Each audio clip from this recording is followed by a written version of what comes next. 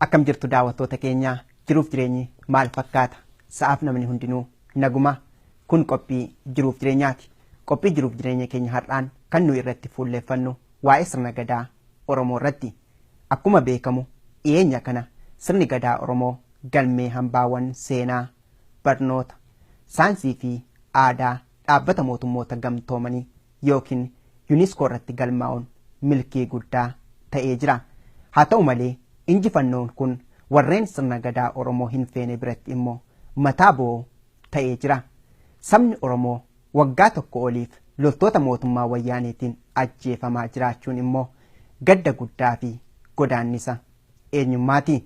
Wayita sabni Oromoo haala kanaan sarbamaa jiru kanatti sirni gadaa Oromoo sadarkaa addunyaatti dhageettii argatee galmaa'uun isaa immoo injifannoo fi gammachuu olaanaadha. Qophii keenya har'aa kanaan waa'ee maalummaa fi seenaa sirna gadaa Oromoo irratti waan hubannoo fi galtee isiniif ta'u hayyoota, qorattoota, manguddootaa fi namoota itti dhiyeenyaan waa'ee sirna gadaa beekan dubbisnee jirra. Yoo hanga dhuma qophii keenyaatti nu hordoftan isinis waan guddaa irraa barachuun itti bohaartu jennee abdii qabna.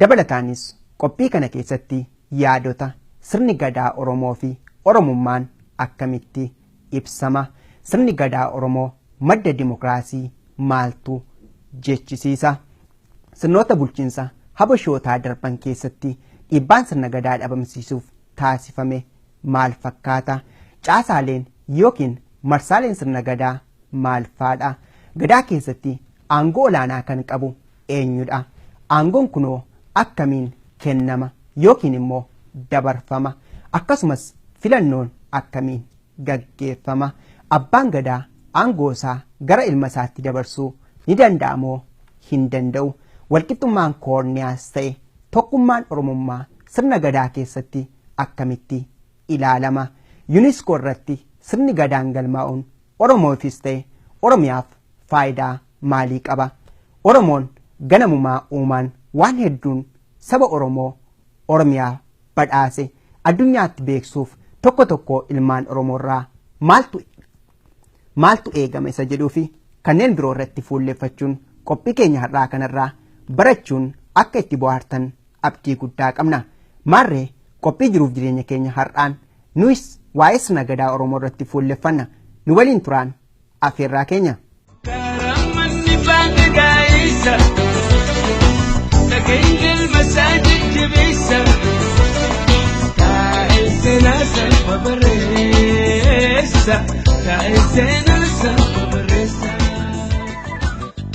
Sabni Oromoo bara durii irraa jalqabee seeraa fi sirna gadaatiin wal bulchaa kan turee fi jiru yoo ta'u, duulli abbootii irree darbaniin irratti banameen harkatti ukkaanfamee ture. Seeraa fi sirna dimokiraasii addunyaa ta'uudhaan kan beekamu sirna gadaa Oromooti. Bu'uurri sirna gadaa Oromoo jalqabuma irraa kaasee walqixxummaa uummattootaa, seera sa'aa fi namaa kan kabaju, keessumatti immoo mirga walqixxummaa dubartootaa akka eegamuufidha kan inni boocamee hojiirra oolaatti turee fi jiru. Fakkeessitoonni tokko tokko ammoo sirni gadaa Oromoo akka waan mirga dubartootaa miidhuutti kanneen ilaalanis ni jiru. Kuni ammoo dhugaa akka hin taane seenaa fi sirna gadaa Oromoo gadi fageenyaan qorachuu fi irraa barachuun barbaachisaadha. Akkuma beekamu sirni gadaa Oromoo kun mirga ilmaan namaatiif bu'aa qabaachuun addunyaa biratti fudhatama argatee jira. Haaluma kanaan qorannooleen jajjaboon baroota dheeraaf erga irratti gaggeeffameen booda sirni gadaa Oromoo galmee hambaawwan seenaa, barnoota, saayinsii fi aadaa dhaabbata mootummoota gamtoomanii yookiin UNESCO irratti galmaa'ee jira. Dhaabbata mootummoota gamtoomaniitti hambaaleen seenaa fi aadaa gola addunyaa yaa'ii isaa 11ffaa magaalaa guddoo Oromiyaa fi teessoo dhaabbilee idil addunyaa kan taate magaalaa Finfinneetti taa'ame irratti akka madda siyaasa, hawaasummaa, dinagdee fi madda dimokiraasii ta'uun galmeeffamee jira.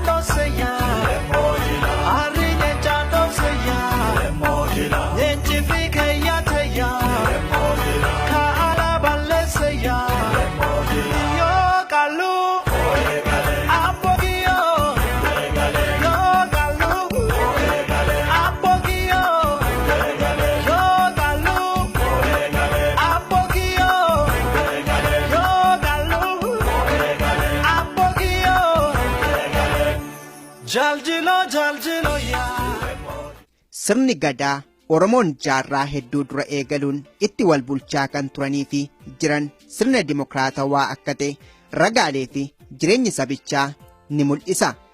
Sirni kun sabichi mirgaa fi dirqama isaa beekuudhaan dhimmoota kanneen akka hawaasummaa, siyaasaa, dinagdee fi kanneen biroo keessatti hirmaannaa si'oominaa fi dammaqina guddaa qabu taasisuun kan waliin jiraatan ta'uunis kan beekamudha.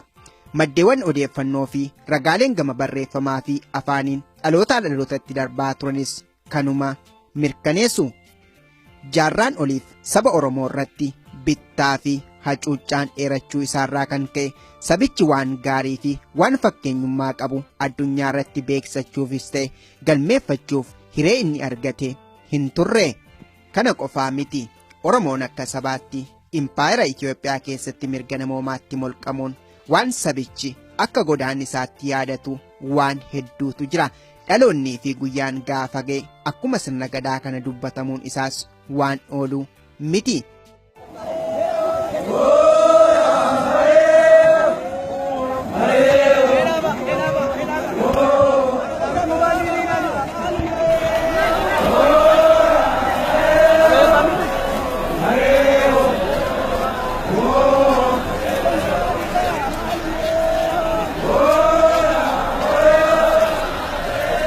Oromoon har'a Oromummaa isaa haa beeku malee seenaa sabni kun keessa darbee as ga'e ragaa qorannoon deeggaramee barreeffame irraa wanti inni hubatu yookiis isheen hubattu baay'ee xiqqaadha.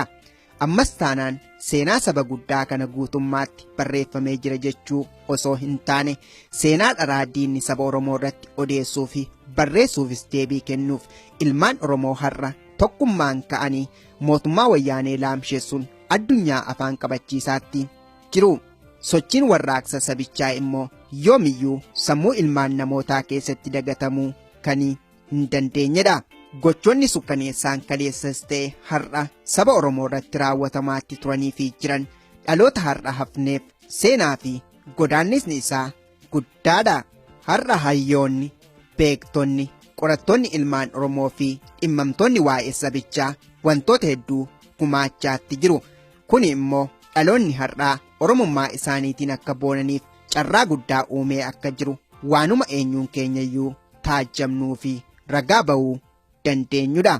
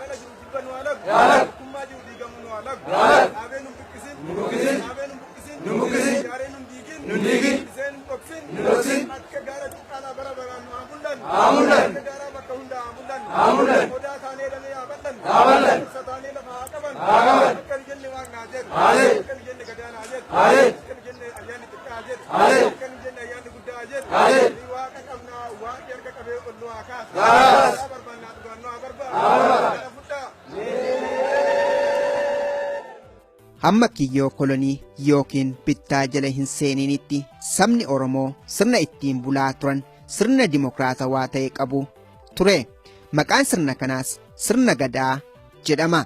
Sirni kunis bal'aa ture. Dhimma jireenya saba Oromoo fuula hundaan kan ilaalu sirna siyaasa, aadaa, dinagdee fi amantiiti. Sirna hawaasa guutuu ture jechuudha. Sirni gadaa sirnaa fi seera Oromoon ittiin wal bulchaa, kan duulee roorroo diinaa ittiin ofirraa ittisu, kan dinagdee isaa ittiin tikfatuu fi dagaagfatu, akkaataa inni itti waliin jiraatuu fi kan hawwiin dhala Oromoo guutummaatti ittiin guutamudha. Sirni gadaa kun yoom eegale isa jedhu irratti barreeffamni seenaa saba Oromoo fi sirna gadaa irratti fulbaana bara 1995 Toleeraa Tasammaa fi Hundasaa Waaqayyaatiin barreeffame jaarraa 14ffaa keessa jalqabee suuta guddataa deeme jechuun kaahanii jiru. Akka barreessitoonni kunneen barreeffama isaanii kana keessatti kaa'anitti saba Oromoo sirna akkasii jalatti qindeessuudhaaf yeroo dheeraa akka fudhatedha. Oromoota gosatti hiraman walitti fidanii sirna tokko jalatti walitti qabuun kufaatii fi ka'umsa yeroo dheeraa gaafachuu isaas barreeffamni kun eeree jira. Akkaataa himamsa aadaa Boorana Kibbaa keessatti yeroon itti gadaan dhaabbate kanumaan wal fakkaata. Akka manguddoonni Booranaa himanitti gadaa ijaaruuf yaalii dheeraan erga taasifameen booda gadaan yeroo dheeraaf bifa hojjechuu danda'uun kan dhaabbatedha. Yeroo sanatti abbaa gadaa kan turan Gadaayoo Galgaloo akka jedhamanis ni dubbatama. Raamni isaanii yeroosii Yaayyaa Gulallee jedhamaa akka tures maddeewwan ni agarsiisu.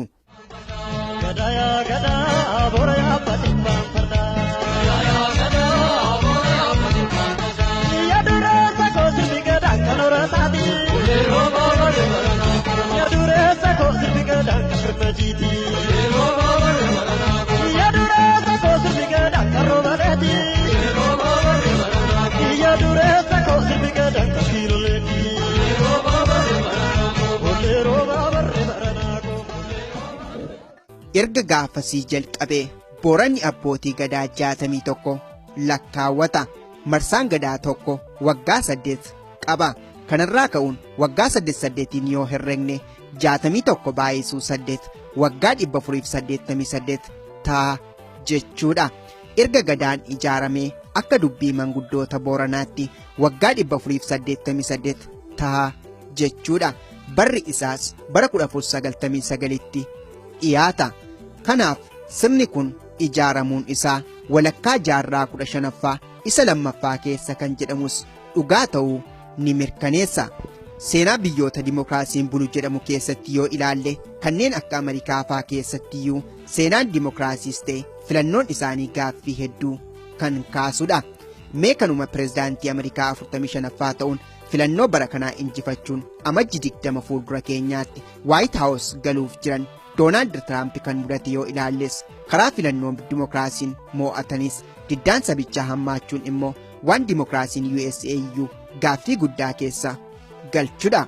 Akka qajeelfama filannoo USA'tti kan filannoo kana injifatanii Tiraamp garuu sabni bal'aan adde Hilaariin pirezidaantii ta'uu qabu jechuun iyya dabarsaatti jiru. Filannoo sirna gadaa keessatti gaggeeffamu yoo ilaalle immoo dubbii fi of korri akkasii tasumaa keessa waan hin jirreef sagaleen sabichaa iddootti kabajamudha. Kanaaf egaa sirni gadaa madda dimokiraasiidha jennee afaan guuttannee dubbachuuf wantoonni nama leeyyaassan tasumaa hin jiru. Karamanni baanka gaa'isa dhageenyil masaajid jibisa taa'isena salpha barreessa taa'isena salpha barreessa taa'isena salpha barreessa.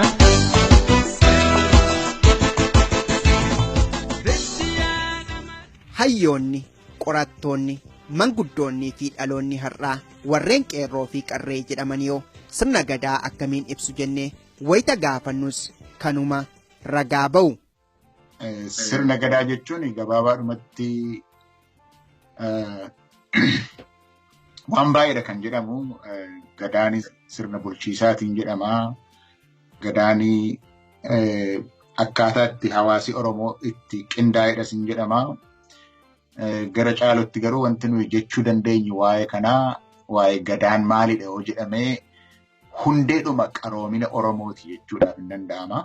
Walumaa galatti qaroominuma Oromoo hundee isaa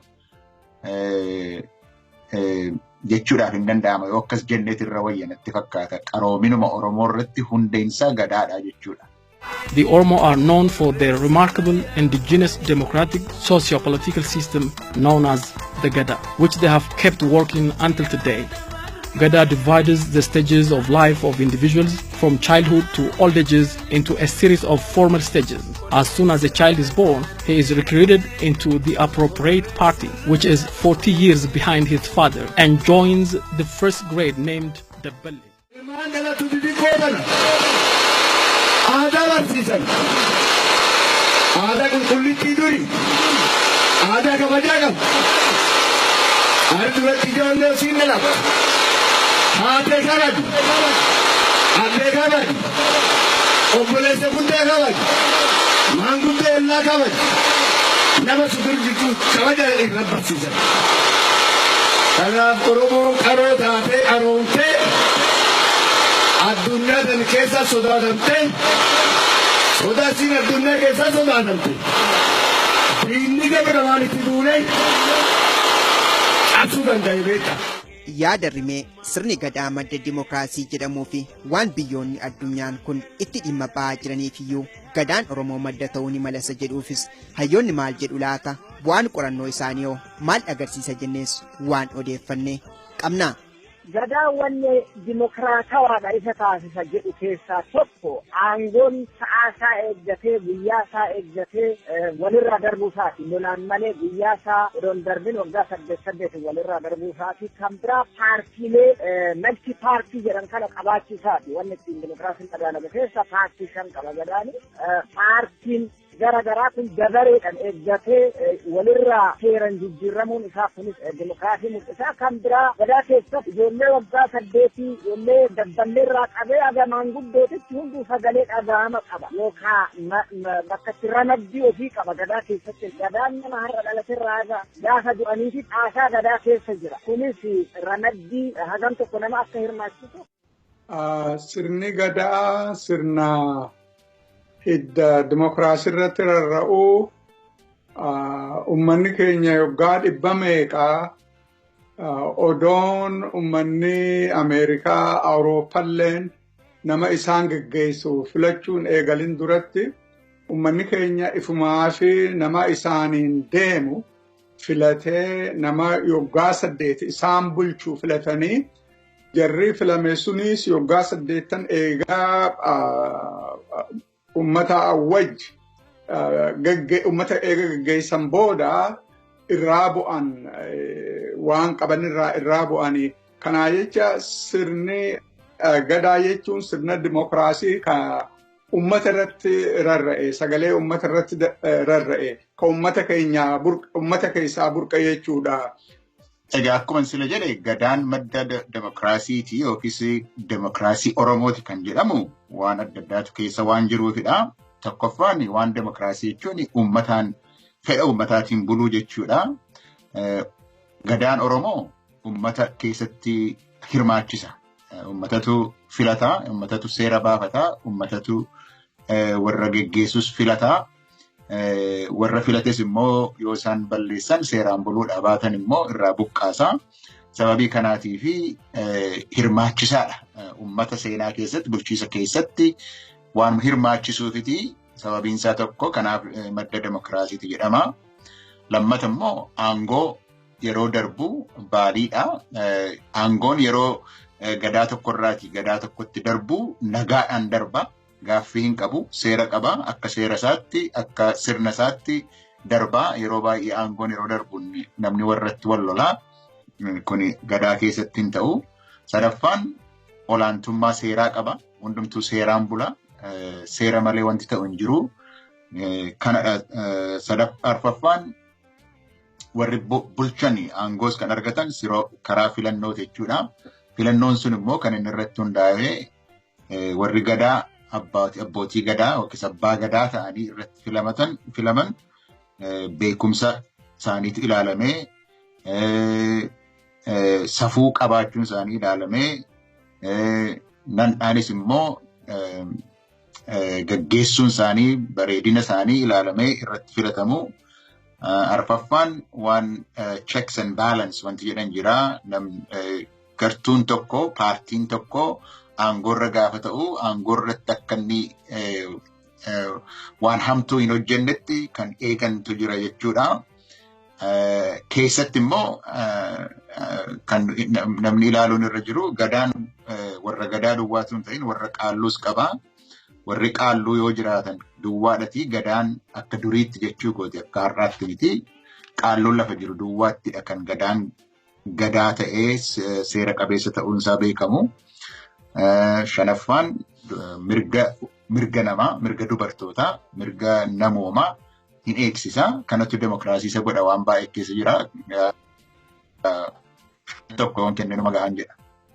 Egaa dimokiraasii kan ammayyaas ta'e kan sirna gadaa hoggalallu wanni buraalee gurguddaa keessaa tokko ilmaan namaa akka ilma namaatitti osoo waliin caalamin tokko guddaa tokko xiqqaa ta'e tokko ashkara tokko gooftaa ta'e kan hin jiraanne ilmi namaa hundi wal qixa ta'uu isaati kan dura.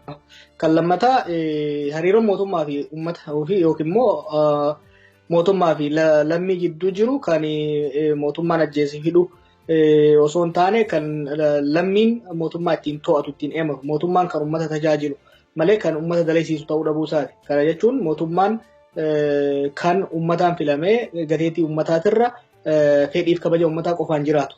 Uummanni tokko kan mootummaadhaan bulu mootummaa san sodaatee osoo hin ta'in mootummaa san kabajee mootummaan sun kan jiraachisu uummata san cafaqee osoo hin ta'in uummata san tajaajilee yeroo ta'e sirna dimokiraasiitti jechuu. Kanaaf gadaa Oromoo keessatti kun ni jira. San qofaa miti gadaan akkuma wantoota sadii gurguddoo kabajameeti kan barannu kunis dimokiraasiidha. Jechuun bilisummaa namootaatii fi kan mootummaa akkasumas dagaaginni yookiin immoo misoomni walqixxaa kan hunda hirmaachisee jiraachuu isaatii fi nageenyi keessaa fi alaa jiraachuudha. Kanaaf kanarraa hogganaa sirni gadaa bu'uura dimokiraasii ammayyaa namoonni itti faarsan kana yoo jenne waan ol ka'e miti. Yoo akkas ta'e bulchiinsa dimokiraasii keessatti caasaalee hedduun sadarkaa gadi aanaarraa hanga sadarkaa olaanaa yookiin federaalaatti ni jiraata. Sirna gadaa keessatti yoo marsaaleen yookiin sadarkaan bulchiinsaa jiraa laataa isa jedhuufis hayyoonni dubbisnes akka caasaa qabus ni dubbatu. Waa'ee marsaasaa yoo haasofne akkuma tammattee dabballee foollee kuusa jira. Raaba doorii isa booda iddoo adda addaatti gadaa kan jedhaman jiru warri bulchiisarra jiranii iddoo kan gara kan keenyaatti immoo luba jedhamaniiti beekamu turan warra maccaa gidduutti. Isaan booddee hayyuutu jira yookiis hin yuubu.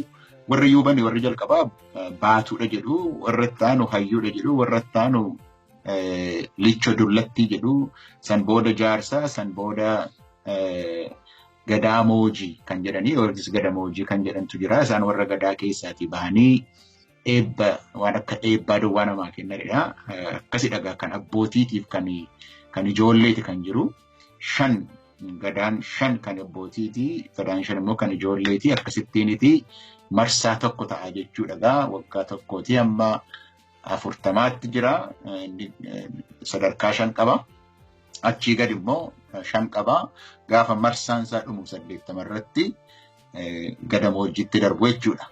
Gadaan dabballee irraa jalqabii gaammeen lama xiqqaa fi gaammee gurguddoodha. Isaan kuusaa kan biraa raabaa kan biraa gadaadha. Waggaa 40 haga 48 umrii keessa warri jiru immoo san booda yuuba. Yuubni sadarkaa 3 qaba. Naanna'ee haga ilmaan gadaa deebisee abbaan gadaa moojjii dhaqqabus sadarkaa yuubaa yookaan gorsitoota gadaa 3 keessa yuuba jedhama. San booda warra gadaa moojjii jedhamu warri mataa buufatanii umriin isaanii 80 ol ta'u gadaa moojii yookaan gadaan moojii jedhaniiti gadaa keessaa kabajaadhaan jaarsa qeessa ullee akka gara garaa jiraatullee gadaan waggaa 8 kun ta'uun isaa bakka kamitti hin jijjiiramne. Gadaa Booranaa keessattis gadaa Gujii keessattis gadaa Tuulamaa keessattillee kun wal fakkaatan. Biyyoota dimokiraasiin bulan keessatti aangoo olaanaa kan qabu uummata ta'us dhimmoota garagaraaf iji lammiilee biyyittii kan isaan ilaalan muummicha ministeeraa biyyittii yookiin immoo pirezidaantiidha. Gadaa keessatti aangoo olaanaa kan qabu eenyu isa jedhuuf warreen waa'ee gadaa irratti hubannoo qaban akkasiin deebisu. Aangoo olaanaa kan qabu gumiidha. Yaa'ii sabaati. Saba achi keessatti kan hafu hin jiru. Isaantu seera baasa. Isaantu waan murteessanii deemu. Gumii sabaa sanatu yookiis gumii gaayyoo yookiis gumii bokkoo lafuma akkuma iddoo isaatti gumiidha. Yaa'ii uummataatu aangoo olaanaa qaba. Kana keessaati immoo tuutaan jiru warra tuutaa gadaa yookiis luba warra jedhamantu biyya bulcha. Isaanis egaa yeroo waggaa 8tiif bulchu 48tti bulchu. Isaanis qabu garuu kan achirratti hubatamuun irra jiru eeyyee abbaan gadaa jira. Abbaa gadaa malees kan wajjiniin hojjetanii qondaaltonni hinuma jiraatu. Garuu tuuta sanatu bulcha malee abbaa gadaa yookiis qondaaltota isaatu bulcha jechuudhaaf miti. Lammata immoo isaanis utuu gadaattis hin darbin baay'ee to'atamu. Gadaarra gaafa jiranis baay'ee to'atamu. Waggaa arfaffaa irratti immoo attam akka isaan hojjetan yeroon isaanitti gamaa jira. Sababii kanaatiif abbaa tokkotu keessaati aangoo qaba jechuudhaaf hin danda'amu. Kan irra aanaa qabu gumiidha. Isa jalatti immoo warra bulchiisa irratti jechuudha. Kan biyya bulchanii warra gadaati. Gadaa qabanii yookiis warra lubaati.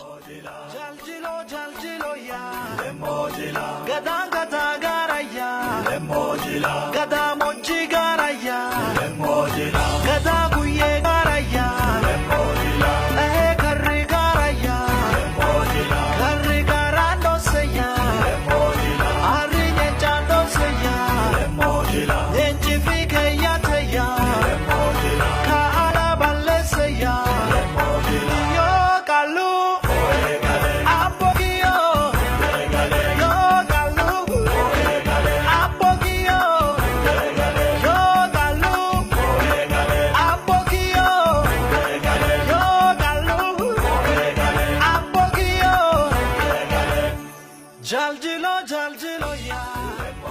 Filannoon gadaa keessatti akkamiin gaggeeffama?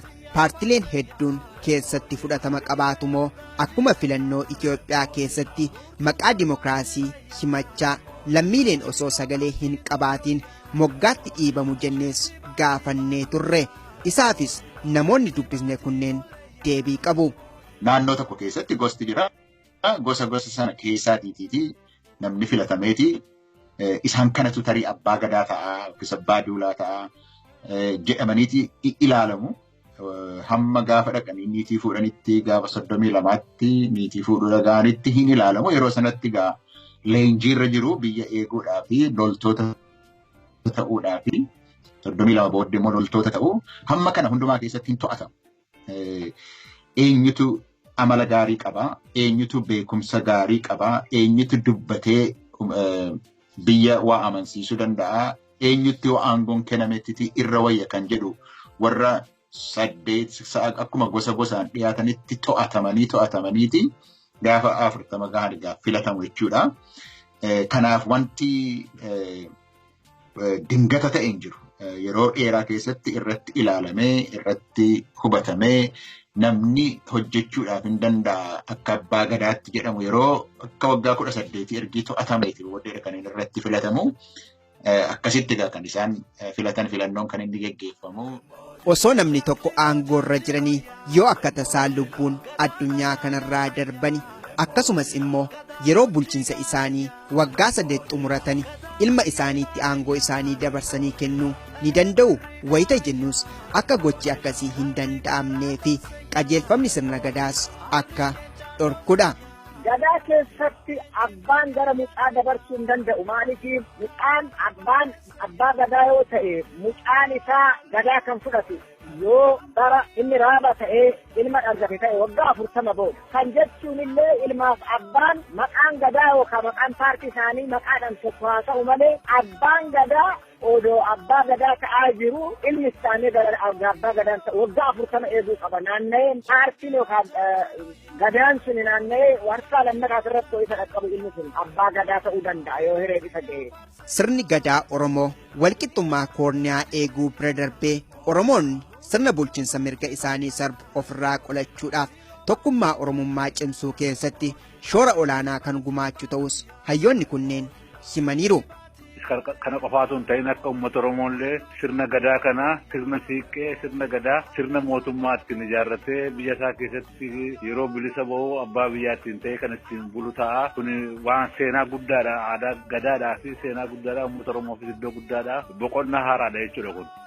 Gadaa wanni adda godhu tokko aangoo dhiiraaf dubartii wal qixa hirmaachisa. Namni baay'een asirratti dogongora guddaa hojjeta. Gadaan dubartoota hirmaachisu yookaan gadaan aangoo dhiiraa qofa kan jedhu. Kanaaf sababii sii kennu gadaan dubartii fi dhiiraaf wal bira wal qixa aangoo kennuun isaa haadha gadaaf abbaa gadaa godhuun isaa namni tokko odoo haadha manaa hin fuudhin dura abbaa gadaa ta'uu hin danda'u. Kana jechuun illee namni tokko abbaa gadaa ta'ee biyya bulchuudhaaf haadha gadaa of biraa qabaachuu qaba. Kanaaf aangoon haati siiqqee walqixa abbaa gadaatiin qixxee aangoo qabdi.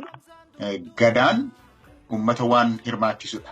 Akkasumatti ijaarames kan inni ijaarame namni gadaa Oromoo ta'ee gadaa keessa jiru utuu waan hirmaachuun irra jiru, waan dirqama irra jiru, waan itti gaafatama irra jiru baasuudhaa fi yeroo inni itti carraa hin qabne hin jiru. Hojiin adda addaatu itti kennama. Ijoolleen tissitee yeroo taphattee taphachuu duwwaa qaban qabu. Achi immoo tissituus hin ta'u. Achi raaba ta'u. Achi doorii ta'u. Achi luba ta'u. Kanaaf hundumtuu keessatti hirmaata. Gadaa keessatti hin hirmaata. Hawaasa sanaaf gumaacha kennuun irra jiru hin kenna. Itti gaafatamas immoo qaba. Itti gaafatama sanas irraa baha jechuudha. Kan keessaatii hafu hin jiru. Kan keessaatii qooda hin fudhanne hin jiru. Akka kanatti gadaan walumaa galatti yeroo ilaalamu. Waan dubartii kan na gaafatte immoo yeroo baay'ee dubartooti keessatti qooda hin fudhatanii hin jedhama dhugaa miti. Tokkoffaa gadaan kan inni ilaalamuun irra jiru sirna bulchiisaa duwwaa miti. Sirna aadaatis immoo ta'uu danda'a. Afaan Ingiliziitiin ritual kan jedhaniidha. Achi keessatti dubartoonni yeroo hundumaa qooda fudhatu. Akkitti gadaa keessatti dubartoonni qooda fudhatanii gadaan baay'een isaa gar tokkoon sirna lolaatis immoo biyya eeguudha. Biyya loluu sanarratti warri raabaa warri doorii biyyarraa eeguudhaa fi waraanas gochuudhaa fi hojii dhiiraati bakkee wanti jiru. Waan mana keessaa immoo mirgi mana keessaas qabeenyi mana keessaas hojiin mana keessaa kan warra dubartiitii jechuudha. Garuu gadaadhuma sana keessatti akka namas jedhee ritualii sana keessatti uffannaadhaan lafa walgahii irratti qooda hirmaachuun lafa dubartoonni hin jirretti dhimmi gadaa wanti dhimma bahu hin jiru. Baamii haa deebi, gaachana jannaa haa deebi, gaaddidduun ganyaa haa deebi, haadhiin haa deebi, waatiin haa deebi, sanyiin haa deebi, mormatti haa deebi, golgatti haa deebi, golgola hamaasi haa oolchu, gaachanni kee olaa deemu, gaachanni kee olaa deemu, biyyi kee biyya roobaa haa ta'u, biyya roobaa haa ta'u, toltu.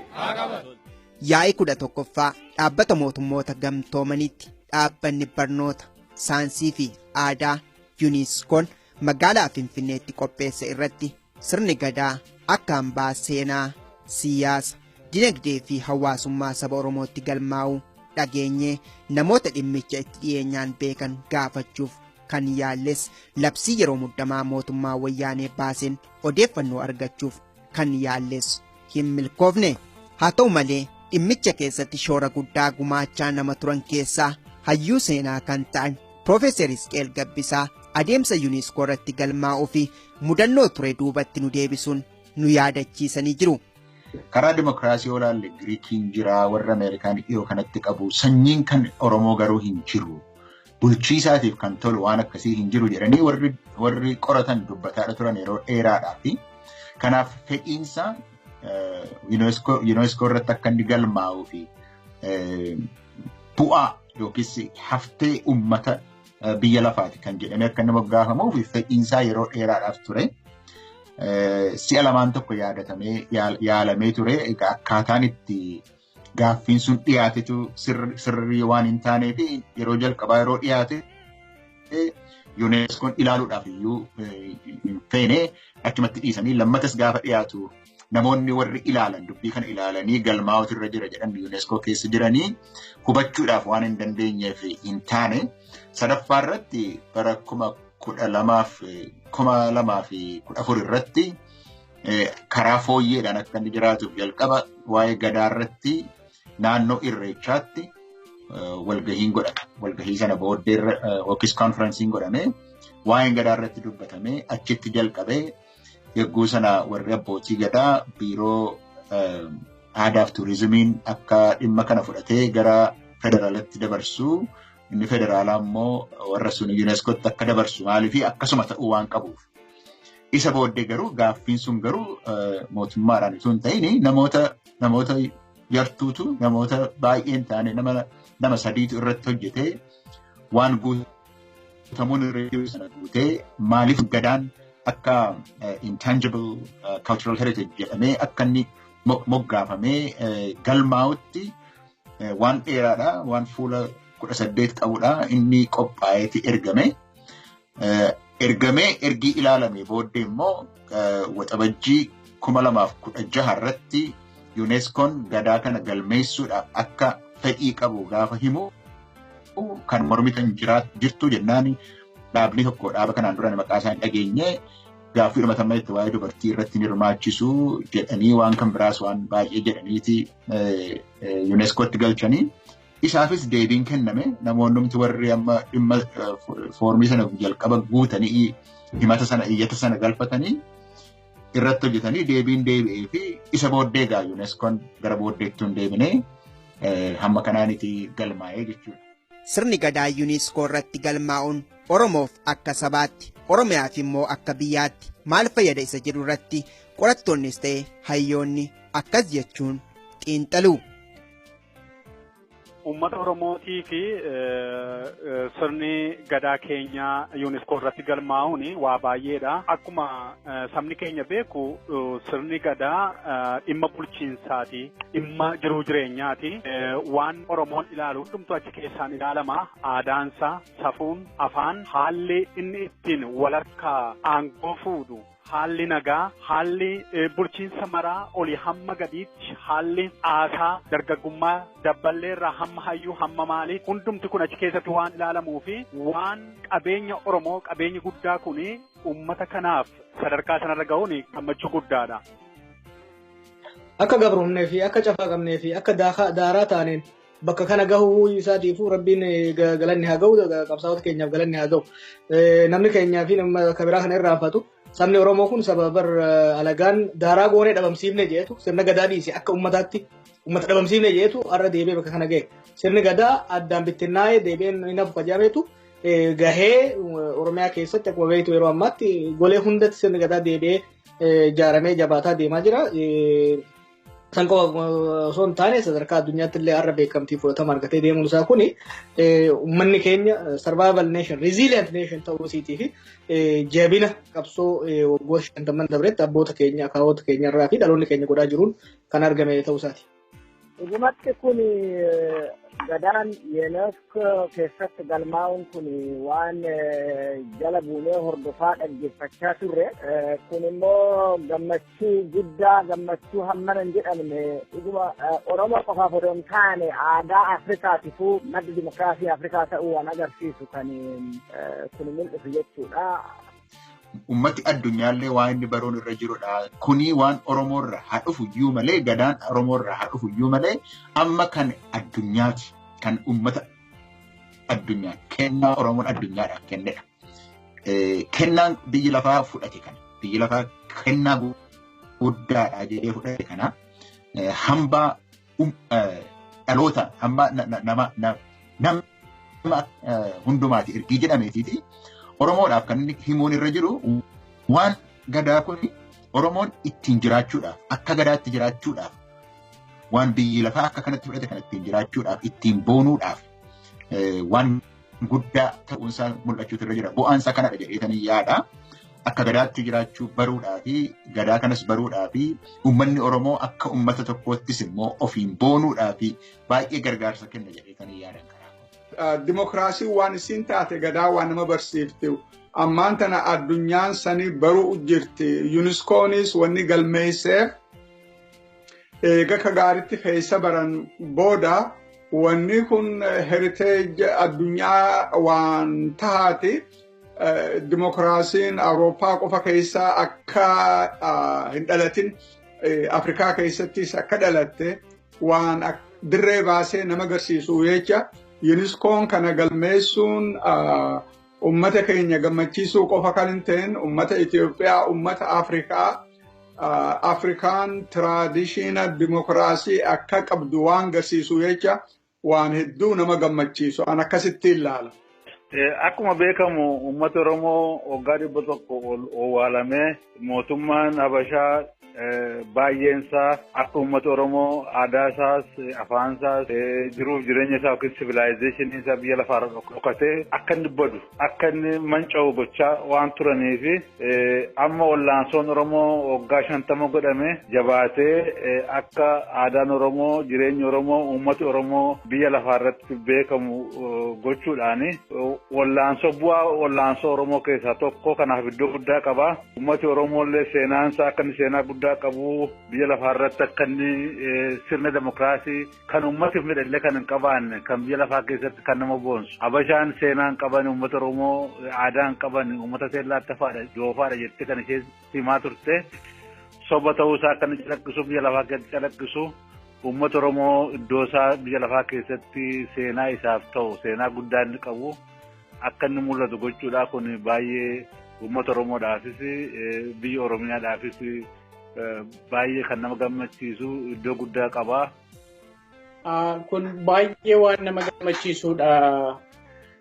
Gadaan baay'ee waan sirna Oromoon ejjete keessaa seenaa Oromoo keessatti waan qooda guddaa qabudha. Akka Oromoon ittiin bulaa ture jireenya isaa kan argisiisudha. Seenaa guddaa waan qabudha. Seenaan kun immoo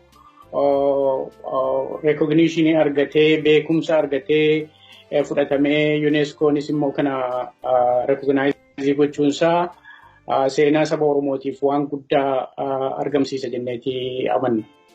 Yeroo waa'een sirna gadaa Oromoo ka'u hayyuun Oromoo kan amma uguramuudhaan bakka buuteen isaanii dhabame obbo Dabbasaa Guyyoo sammuu ilmaan Oromoo keessatti siidaa Oromummaa yoomiyyuu hin sochoone kan kaanii darban akka ta'ani hayyoonnis ta'ee qorattoonni waa'ee sirna gadaa Oromoo ragaa ni ba'u. Obbo Dabbasaan eessa jiru yaadachee yawaaq nama keenya dhugaaf nuuf jiraatan nuuf oolchuuf ati nuuf birmadhu jechuun iddoowwan garagaraattis hayyuu kana yommuu yaadatanis ni argama. Yoo waa'ee obbo Dabbasaa Guyyoo maqaa dhoofnu Profeesar Asmaroom Laggasaas ta'e Dooktar Gammachuu Magarsaa gumaachi isaan dhimma kanarratti taasisan waan laayyoo miti. Dabbasaa Guyyoo Safaroo jaarsa Booranaa kan naannoo Taltalleetti dhalatee achumaan Yaaballootti guddatee dirreerran bara dheeraa jiraatee waa'ee gadaa Oromoo waa'ee gadaa keessattuu Booranaa seenaa Oromoo bal'oo barachuudhaan egaa akka hiree gara waggaa 35 dura karaa Keeniyaa ce'uudhaan achi jiraachaa ture. Waggoota Keeniyaa jiraate kanatti barsiisota barattoota akkasumas qorattoota seenaa aadaa Afrikaan philosophy irratti warra qorachuu barbaadan anthropologistoota fi sociologistoota akkasumas qorattoota seenaa waliin ta'uudhaan akka informant yookaan oduu kennaatitti odeeffannoo kennituu ta'uudhaan hojjetaa ture. Hayyoonni hedduun isarraa qorannoo godhanii jiru. Qorannoo kana keessatti inni ofii isaatii kitaaban barreessin malee kitaabotii hedduun yoo barreeffaman maqaa Dabbasaa Guyyoo dhahanii eeruudhaan jechuudha. Egaan Dabbasaa Guyyoo akka barsiisaa tokkootitti warra barsiisa keessaa ani tokko Keeniyaa Naayiroobitti waggaa 15 dura waggaa tokkoof dhakkaadhaaf barachuudhaan eebbifamne gadaa Oromoo baranne. Jaarsi kun beekumsi isaa nama daangaa hin qabne namoota seenaa guyyaa guyyaa isaanii waliin bakkaa fi akkaataa itti ta'e wajjin yaadachuu danda'u.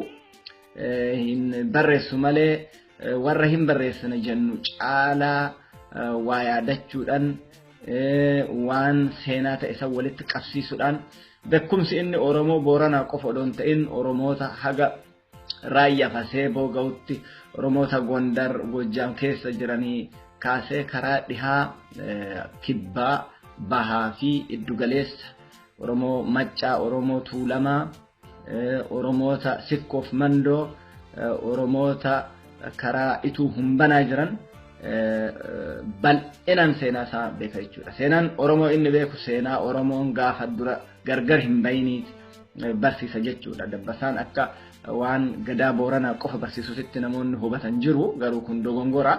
Ani akka nama isa bira taa'ee yeroo dheeraaf isa dhaggeeffatee tokkotti beekumsi inni Oromoota bira darbee saboota biraatiifuu bal'inaan qabu baay'ee na dinqisiisee jira.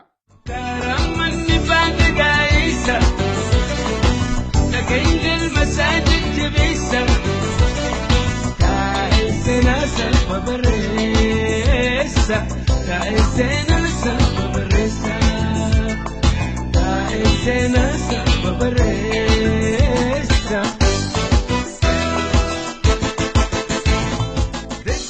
Qabeenyaan baalee seenaa Oromoon qabu hedduudha kan jedhani hayyoonni kunneen sirna irreechaa bara kana ilmaan Oromoo miliyoonni 4 olitti lakkaaman qooda irratti fudhachuun dhibbaatamni hedduun wareegamuun kumaatamni qaamaa hidhataniif kanneen biroon akkasiin nu yaadachiisu.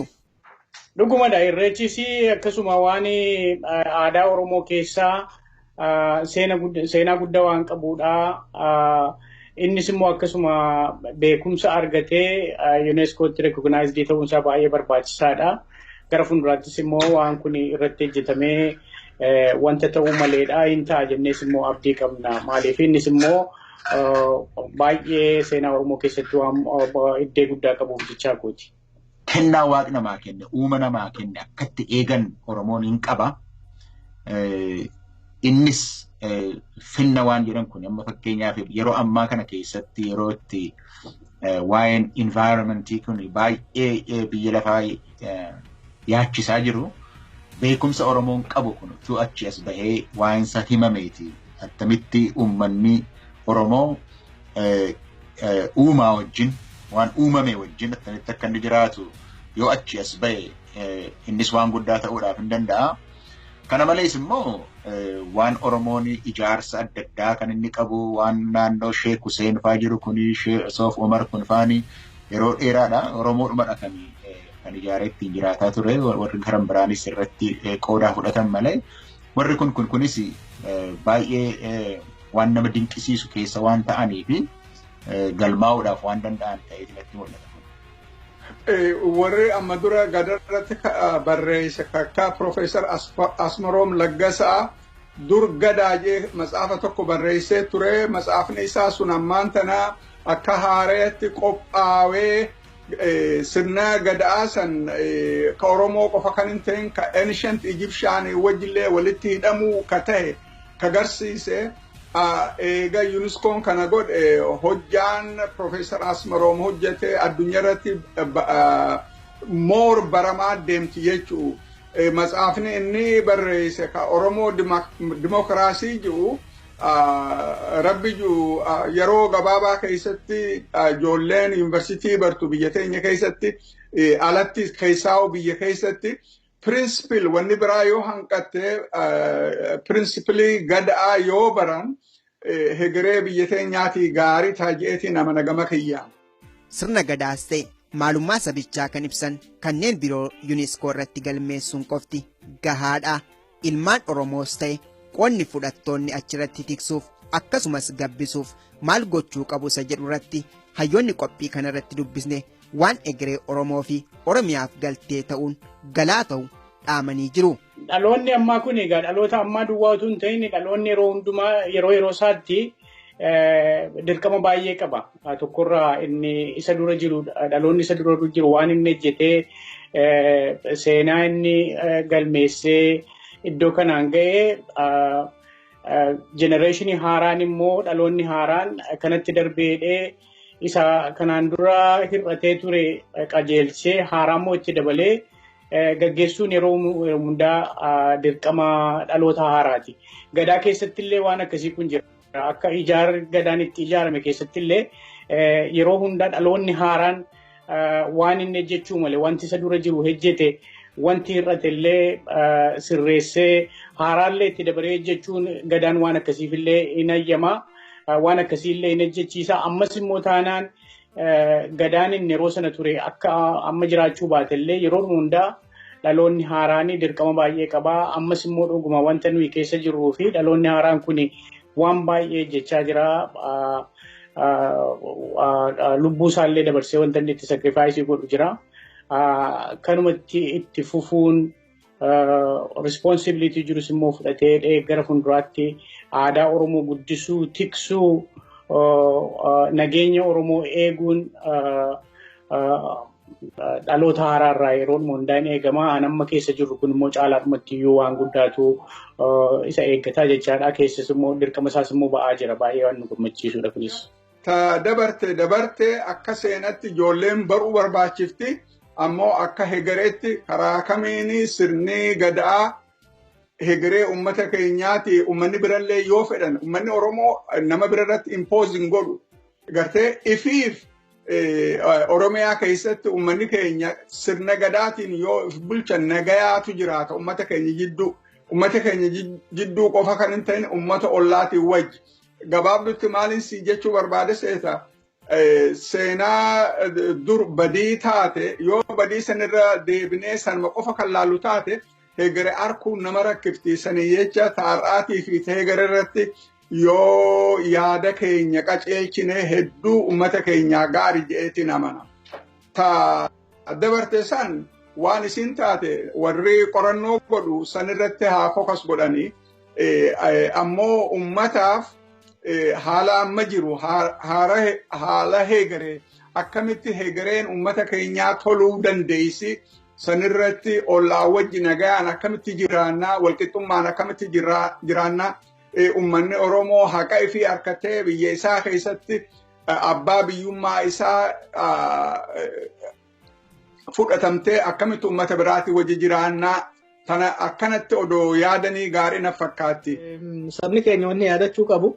Waggoota 30-40 dura hayyoonni lamaan mana dura dubbiftees ta'e hayyoonni hangafoota keenya ta'an kuni isaan Oromoo jechuummaan jiru kuni addunyaan akka barattu Oromiyaa akka jettu mataa namaa keessatti kan kalaqan sanirraa kaaneet kora akka irra hirmaannu kora Afrikaa kan haa taatu kora adda addaa keessatti hirmaachuudhaan dhimma Oromoo kana gadi jabeessanii har'a ittiin yoon dongoruu baadhee gara paanaalii 5-6 jira. Kanuma dhimma Oromoo dhimma Itoophiyaa haasa'u garuu kanuma dhimmi Oromoo jidduu isaa ta'e.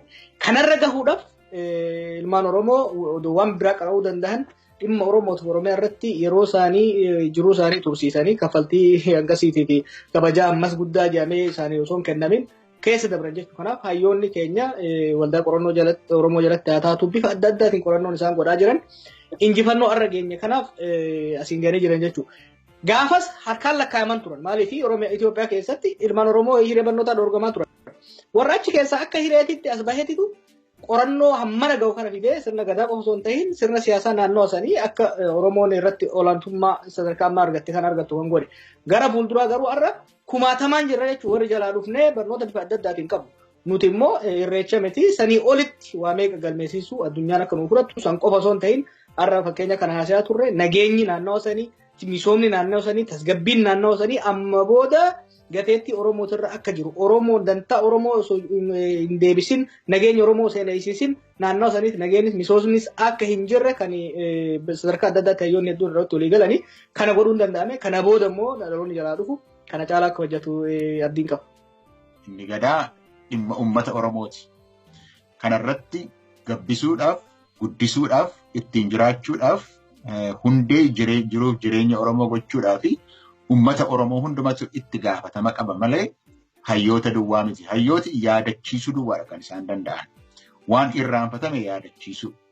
Waan yeroodhaaf irra darbame akka irra darbame yaadachiisuudha ummata kan isaan irra jiru.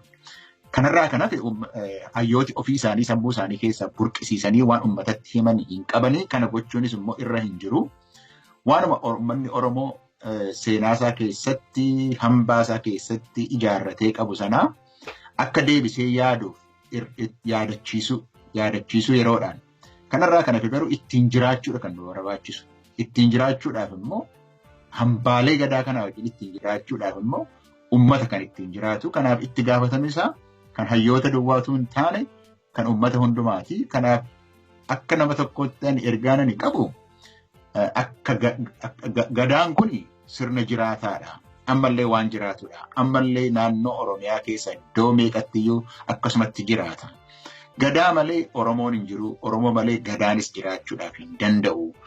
Gadaan hundee Oromummaa waan ta'eef, hundee qaroomina Oromoo waan ta'eef isa barachuu duwwaa immoo ittiin jiraachuu jalqabuutu irra jira. Utuu ittiin jiraanneetiiti Oromoon rakkoo keessa lixne kana keessa iyyuu baay'ee hin lixnu turre. Kana irraanfannee waan adda addaa nyaatiif iyyuu gargar bahuun Oromoo tokkummaan isaa laafuun Oromoo kan inni dhufeefi.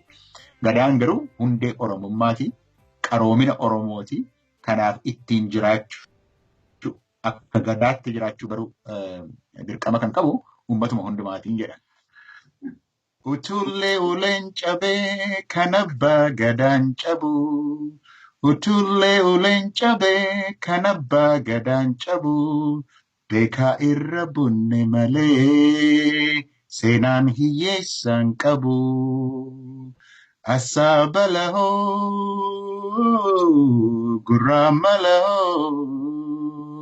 gurraama lahoo karaan galma abbaa gadaa eessa dhaqeen galma isaa jajjabeessa taa'een seenaa isaa babarreessa.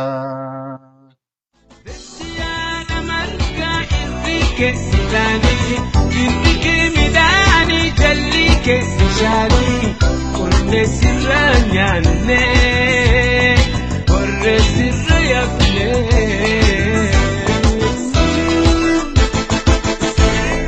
Bechiyada manga irrike midani jalike shali korre sirra nyanne korre sirra yafne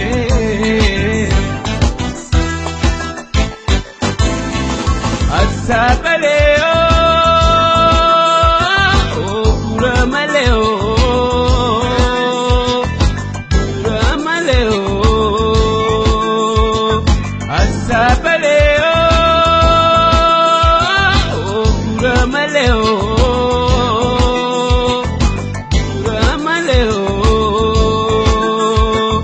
Karaman bagda isa, Kakengel masajid.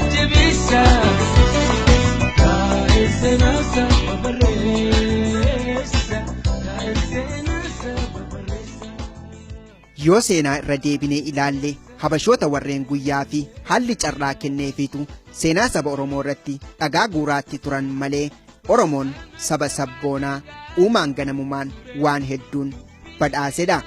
Sabni Oromoo biyya sabaa fi sablammiileen Itoophiyaa 80 olitti tilmaaman keessaa saba guddaa fi bal'ina lafaatiinis bal'oo ta'uu bira darbite sadarkaa duraa irratti kan argamtudha. Oromia is the largest as well as the most populous of all regional states of the country. Addis Ababa or Finfinne is the capital of the Oromia region as well as that of the federal government of Ethiopia. In Oromia, agriculture is the dominant sector of the economy. Most of the Tulama and Macha Oromo are farmers, whereas Borana, Gabra and Karayu Oromo are pastoralists, and Guji, Arsi and Itu Oromo are agro-pastoralists. Magaalaa guddoo biyyattii kan taatee fi teessoo dhaabbilee idil addunyaa fi imbaasiiwwanii kan taate magaalaan guddoo biyyattii Finfinneenis Oromiyaa keessatti kan argamtuu fi qabeenyaa saba Oromooti. Afaan sabichi dubbatu afaan Oromoonis ardii Afrikaa irraa baay'ina lakkoofsa dubbattootaan sadarkaa sadaffaa irratti kan argamu yommuu ta'u biyyattii keessatti immoo sadarkaa tokkoffaa irratti kan argamu ta'uunis afaan hojii biyyattii sadarkaa biyyattiitti ta'uu dhabuun immoo dhiibbaan sabichaa hagam jabaa akka ta'e kan agarsiisudha. Seenaa Oromoo balleessuunis ta'e maqsuun kan eegale barri isaa fagoo ta'us Finfinnee Addis Ababaa jechuun, Bishooftuus Debre Zayit jechuun, Adaamaas Naazireet jechuun godaannisa seenaa Oromummaa keessaa isaan muraasadha. Qabeenyaa dachee Oromiyaa maqaatti jijjiiruu qofa osoo hin taane sabboonaa ilma Oromoo fi sabboontuu mucayyoo Oromoo maqaa itti jijjiiruunis dirqama jiruuf jireenyaa bara seenaa darbee tureeti. Qabeenyaa dachee Oromiyaa maqaa itti jijjiiruu qofa osoo hin taane sabboonaa ilma Oromoo fi sabboontuu mucayyoo Oromoo maqaa itti jijjiiruun dirqama jiruuf jireenyaa bara seenaa darbee keessaa waan hin dagatamnedha.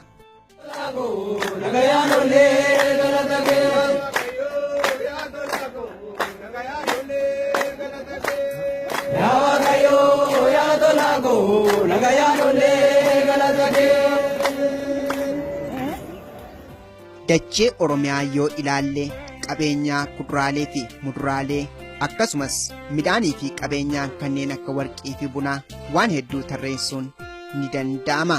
Qabeenyaa uumamaa uumaan ganamumaa bareechuudhaan arjummaatiin kennee fi kanneen akka haroowwanii, tulluuwwan, gaarreewwan, shimbirroowwan, bosona magariisa, bineensota bosonaa, beelladoota manneenii fi kanneen biroo eeruun ni danda'ama.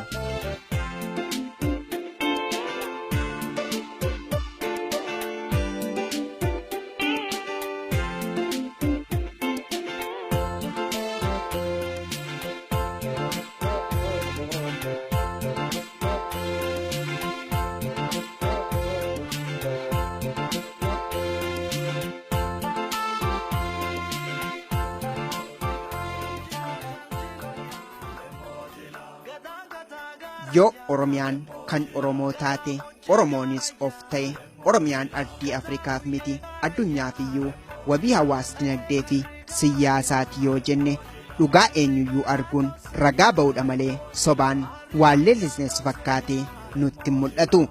Kanumaaf warreen gaafa Oromiyaa seenan dinnicha Oromiyaa keessatti margu ijaan arguudhaan biyya hanqaaquun dachee keessaa ba'u jechuun Oromiyaa weeraran badhaadhina Oromiyaa arganii ba'uun isaan rakkisee jira. Oromiyaa gadi lakkisanii ba'uun rakkoo kan isaanitti taate ilmaan Tigree seenaa yeroo fagoo miti waanuma argaa fi taajjabaatti jirrudha. Jaljilo jaljilo ya jaljilo jaljilo ya libeti ya farse ya libe arda jila ya nurtu torban jila ya jilo bati doyo ya jilti bati batu ya jilti bati nole ya abrasa godante ya abrasa gado ya yo kalu apogio yo kalu apogio yo kalu apogio yo kalu. Hayyee daawwattoota keenyaa qophiin dhimma sirna gadaa Oromoo yuuniskoodatti galmeeffamuu waliin wal qabsiisnee hayyoota, qorattoota, manguddootaa fi dhimmamtoota waa'ee Oromoo fi Oromummaa dubbisuun isiniif dhiyeessine kanumaan gammaa ture. Waan yeroo keessan nuuf laachuun qophii keenya hanga xumuraatti nu waliin turtaniif galanni keessan bilisummaa haa ta'u kan inni isiniin jedhu qophicha qopheessuun kan isiniif dhiyeesse an Itichaa Guddataati. Qulaalaan qophichaa immoo Dejanee Guutamaati. Gadaan gadaa bilisummaa nuuf haa ta'uun immoo dhaamsa qophii keenyaati. Sagantaa biroon hanga walitti deebinutti jiruuf jireenya gaarii isiniif hawwina.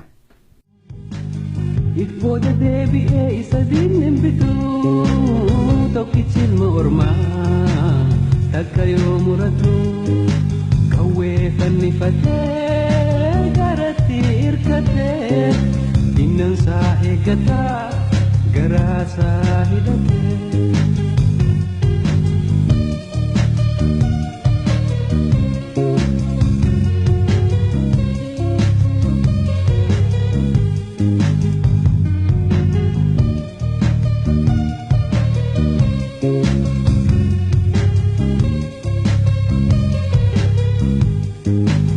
Diina isaa qaqqalee dhiigaan beeksifate foddaa